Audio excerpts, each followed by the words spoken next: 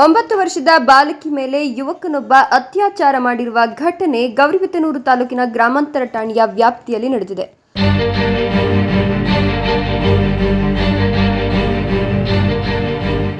ಬುಧವಾರ ಮಧ್ಯಾಹ್ನ 4 ಗಂಟೆ ಸಮಯದಲ್ಲಿ ಈ ಒಂದು ಘಟನೆ ಬೆಳಕಿಗೆ ಬಂದಿದ್ದು, ಡಿಪ್ಲೊಮಾ ಓದುತ್ತಿದ್ದ 19 ವರ್ಷದ ಯುವಕ ರಾಜು ಎಂಬುವನು ತನ್ನ ಮನೆ ಪಕ್ಕದಲ್ಲಿ ಆಟವಾಡುತ್ತಿದ್ದ ಬಾಲಕಿಯನ್ನ ಯಾರೂ ಇಲ್ಲದ ಸಮಯದಲ್ಲಿ ಮನೆಗೆ ಕರೆದುಕೊಂಡು ಹೋಗಿ ಅತ್ಯಾಚಾರ ಮಾಡಿದ್ದಾನೆ.